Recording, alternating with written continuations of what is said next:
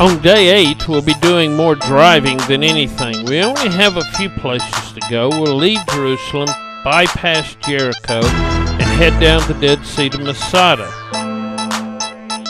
Then we'll backtrack up and go to Qumran. And finally, we'll take a swim in the Dead Sea on Kaliya Beach before heading back to Jerusalem and spending the night there. And as we were leaving the hotel, Mike's wife came by to visit with us. And then we headed out of Jerusalem. On the way out of town, we passed Anathoth, where the prophet Jeremiah was from. We are now passing through the Judean wilderness. And one of the interesting things that you find in Judean wilderness, as you look at the sides of the hill, you see the marks running along it. This is where the sheep have followed paths time after time and have worn marks into the hill. As we drive along toward Jericho, we pass Nebi Musa, the traditional place the Muslims think Moses is buried. We also pass a fictional place that's the site of a parable of Jesus, but is marked by a church on the road to Jericho called the Good Samaritan Inn. And then we start to see Bedouin and their sheep again.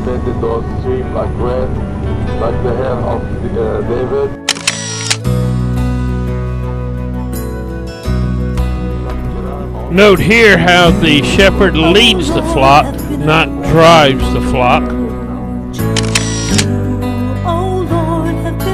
We start to see Bedouin camps again. Mike shares that the reason we don't see the tents is they've almost lost the art of how to make them. This is Jericho. And then we pass by Jericho on the way to the Dead Sea. The landscape starts to look almost otherworldly as we drive through this wilderness area. And up there behind the palm trees, that's the wilderness of Judea that we were traveling through earlier. But now it's over 1,200 feet above us.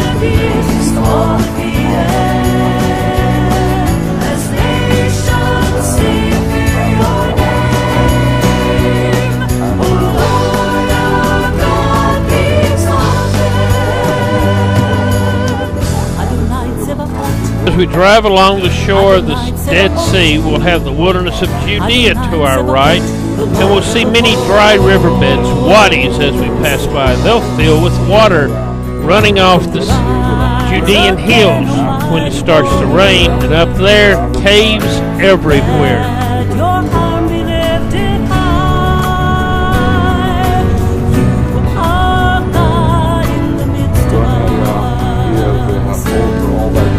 We'll also see acacia trees, what the Ark of the Covenant and the Tabernacle were made out of. During the few times it rains, this is probably a beautiful waterfall here. On our left-hand side is the Dead Sea. It's made up of two parts. The northern bay is 1,200 feet deep, and the southern bay used to be about 20 feet deep. The part that sticks out is called the Lisan. But now, because they're not sending very much water down the Jordan River, the southern bay's almost dried up, and it's creating sinkholes along the shore as the shore recedes back into the center of the Dead Sea. The Dead Sea evaporates at a half an inch per day.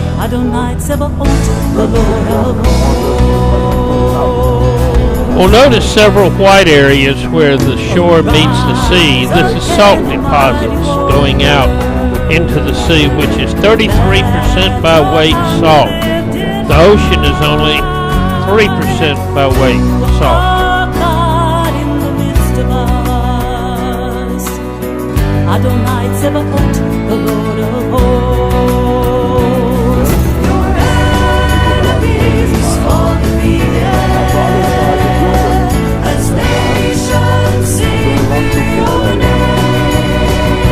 Another problem that the Dead Sea receding is having is that a lot of the resorts that used to be on the seashore, like this one at En Gedi, are now several hundred yards away and have to bust people down. You see how it used to look here. Engedi is also an important place. It's one of the freshwater springs that flows into the Dead Sea. It's also the place where Saul went into a cave with David in it, and David refused to kill him. He just cut off the bottom of his coat. Engedi means the spring of the goats, and if you were able to go up there, as we were one time, you would see the waterfalls and the goats, the ibex. I have some pictures from the last time I was here. The ibex sometimes can be awful friendly and you can get very close. There's also Canaanite temples and synagogues here for the looking. And soon after Engedi, Masada comes into view, our first stop of the day. No events mentioned in the Bible happened at Masada, but a great battle during the revolt of 66 AD happened here in 70 AD between the Romans and the Zealots. There are two ways up, the snake path and the lift. We're going to take the lift and not walk up. Here you can see some people taking the snake path. And here on the northern end you can see the hanging palace that we'll be looking at that Herod built here. That's Herod the Great. The site was thought to be impregnable, but the Romans built a siege ramp and attacked it successfully. The landscape around Masada looks very foreboding. I'm not sure what made it. It looks almost as though water flowed through this area to create this.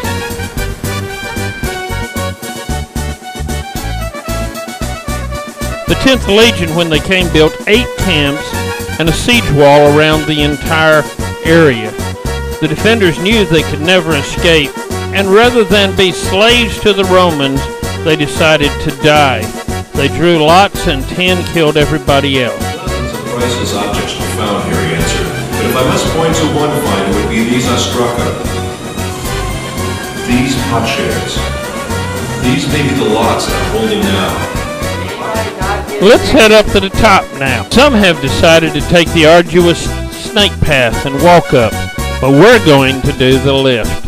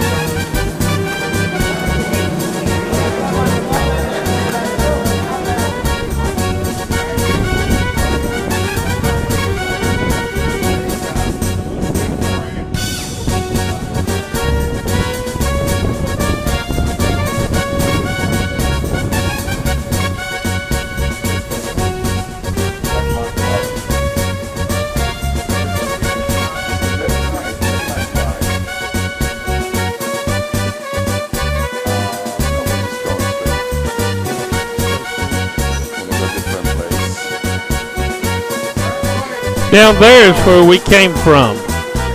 And this is what Masada looked like when it was built. For our tour, we'll not be able to see the whole thing. We just don't have the time. We'll just stick with the northern area.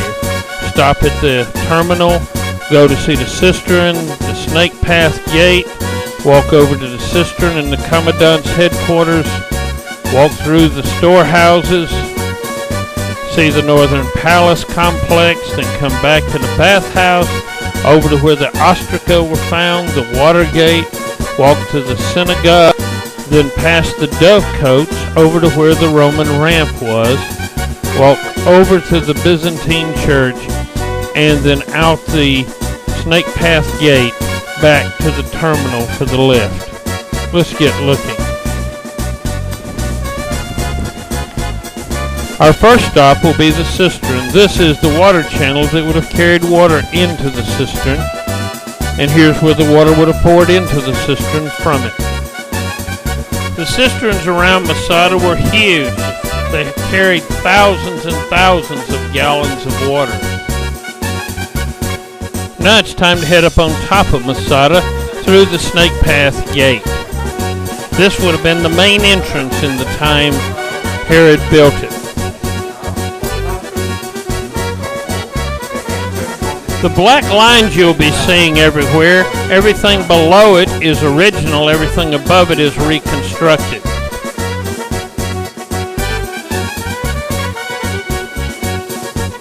As we enter into Masada, we'll notice the casemate wall.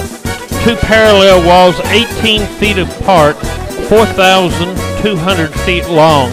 They lived in the walls, but also could make them solid if attacked. As said before, we won't be going to the southern end, but we can look across it and see the many structures down there.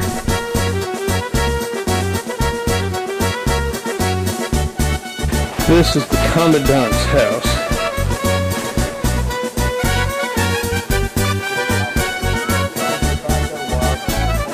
This is the gate we came in. There will be models like this one all over the site to help us interpret the site. The rock quarry was used to get the stones to build all this construction with.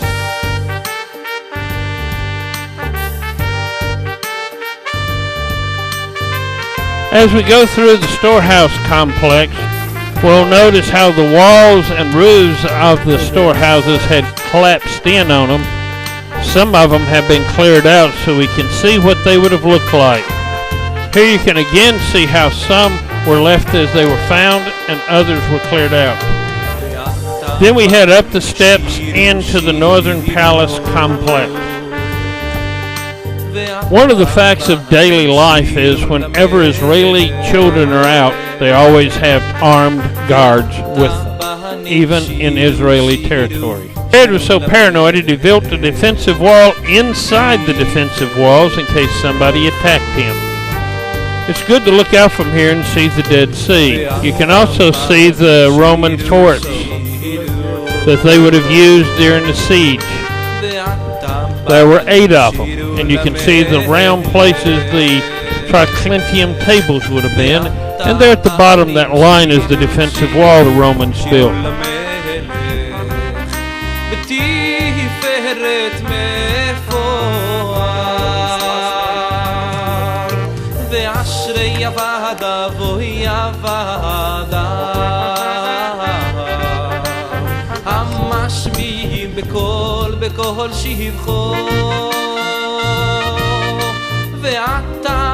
It's now time to look at the Hanging Palace of the North. It's stuck out over the cliff. The first area will be the upper terrace where we're standing. You can see how it was all plastered and also how it was colored and had false columns in it.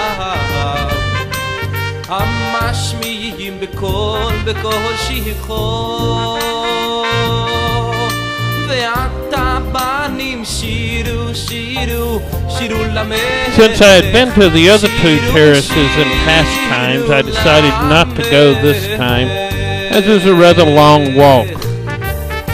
We'll be looking at pictures I took during those times. This is the second terrace. It was a round building, possibly in the center a swimming pool.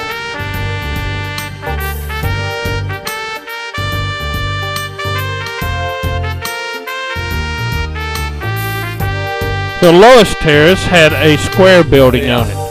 Herod could not afford marble, so he plastered and painted to make it look like it was marble, although it wasn't. Now it's off to the bathhouse. This model will help us understand what we'll see. We'll go through the courtyard, into the dressing room, over to the cold room or frigidarium, then to the warm room or tepidarium, eventually getting to the caldarium, the hot room, and the furnace we'll also see. This building was exclusively for the use of Herod, as there was another one for everybody else. It showed how much he invested in luxury. First we'll come to the swimming pool. Then as we head into the main building, we will come to the dressing room and its plastered walls and painted frescoes that would have been beautiful.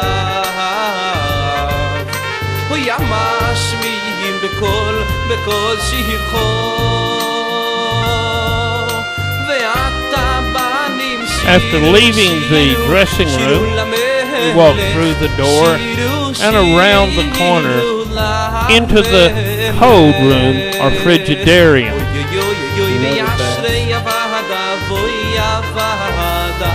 Then we look at the tepidarium or warm room. And head through the door into the caldarium or hot room. There we'll see the stands that the floor was held up on. This room would have been steaming hot with hot water underneath the floor and in the pipes in the wall.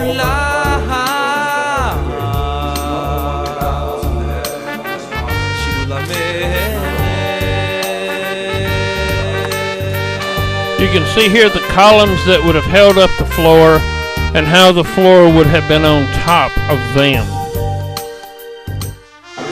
This is the furnace that would have been used to heat this room. And this is what it looked like outside. We now head over to the room where the 10 ostraca were found. The idea is that these were the 10 people drawn to kill everybody else. Then one of them was drawn to kill them, and the last one committed suicide. The water gate leads down to the path to the cisterns. Water was brought up by donkeys to fill the cisterns on top.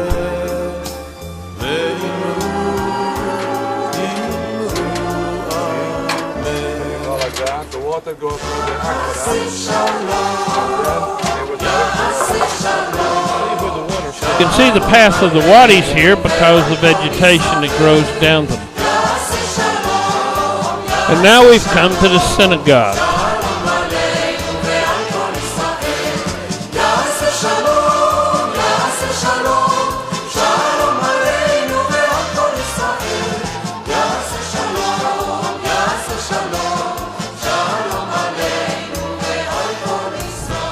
We now head over to the Roman ramp. Along the way, we'll pass colibarium, or dovecotes, where they kept doves for food sources and eggs. This is where they breach the wall. This is the breach in the wall. The Roman ramp didn't take as much effort as it seems to. A recent geological survey shows that it's built on actually a spur of natural rock that goes out, so all they did was fill in some areas. And this is the Byzantine church.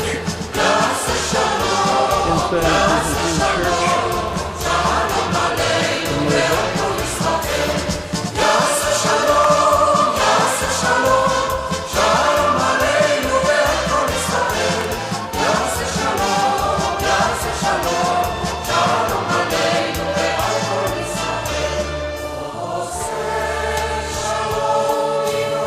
And then it's time to head out and head to the lift. The pastor's going a little slow taking pictures, and they hurry him up to get to the lift so they can go down.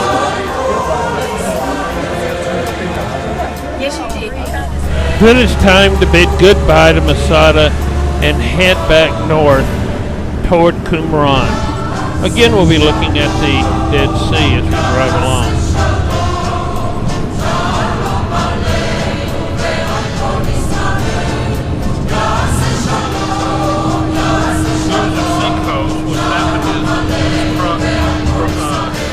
As we near Qumran, we come to Freshka Springs, freshwater springs that flow into the Dead Sea. This is an area where they could have raised crops and other things. The caves we see remind us of the Dead Sea Scrolls that were found in this area.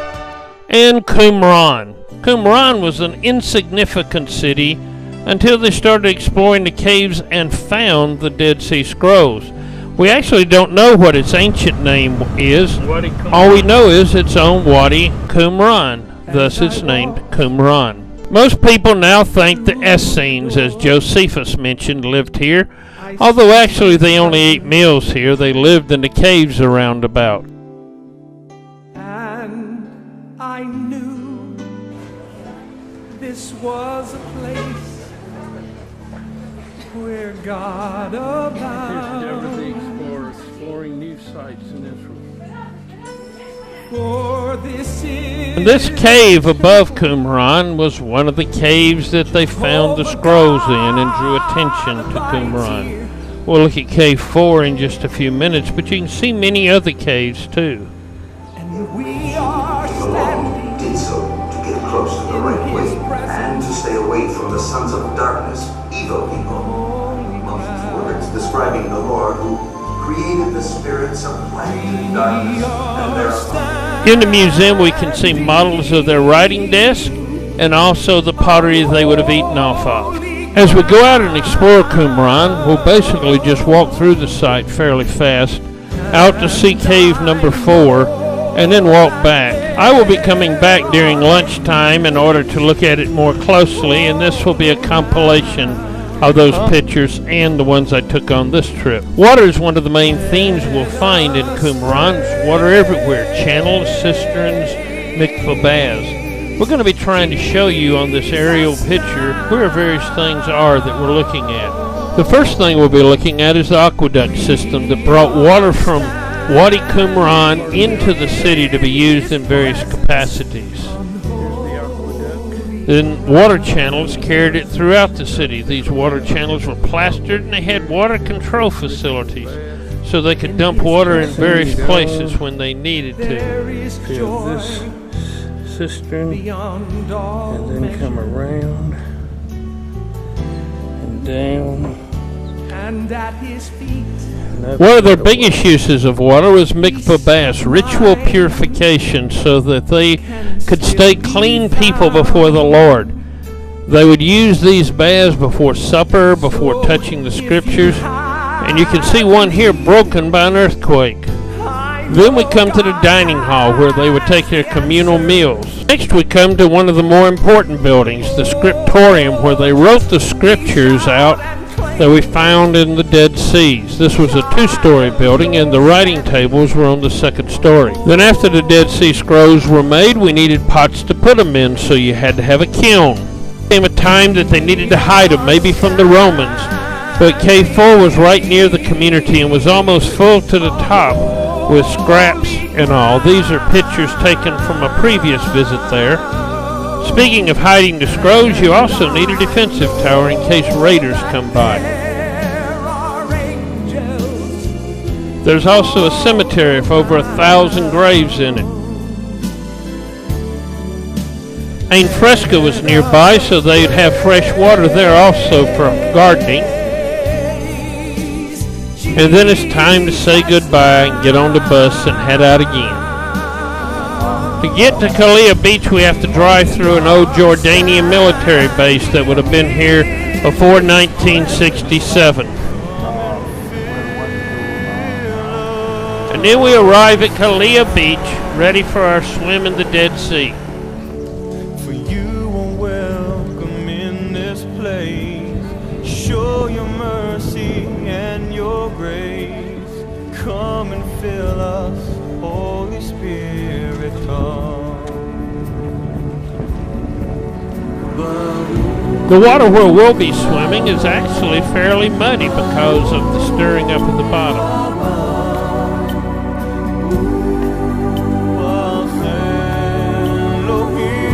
You can see here, you don't really swim, you kind of float out there.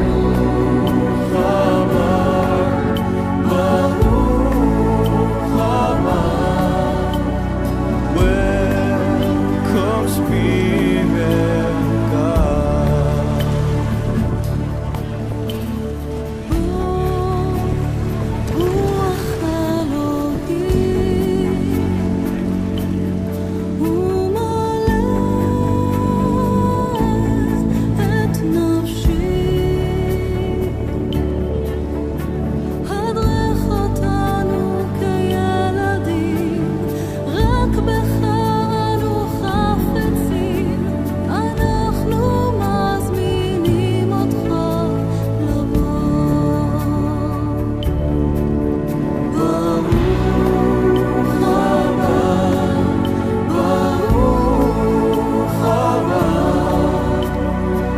That mud? Dead Sea mud. Now what is this supposed to do? Make you 20 years young. Oh, okay. Boy, I tell you what, there'd be some young chicks here, wouldn't they? As you walk on down the beach, the water got a little bit clearer as you got away from the activity, and you can start seeing the salt formations forming. You can see from the pier in the left picture how much the water level has fallen. Then those who went swimming had to wash off, and those who didn't have to wash off, but we all had to leave. As we headed back to Jerusalem, it was interesting to see the swirls in the rocks as this area had been lifted up by earthquake activity. Then through the wilderness of Judea, past the Bedouin camps. This will be the last time we go this way. Notice the green on this hill is grass starting to sprout. Then we pull up to an overlook over the wilderness of Judea. Maybe I should have ridden the camel all the way to the top. It might have been easier. On the side you can see the marks left by the sheep and goats walking in the scrub vegetation they would have been eating. That dark area in the middle of this is an oasis. This is the area where Jesus would have wandered for 40 days. As we look out across the wilderness of Judea, we're looking all the way down to Jericho, the dark area just past the end of the hill. You can see the vegetation on the side of the hill. This is what the sheep would eat.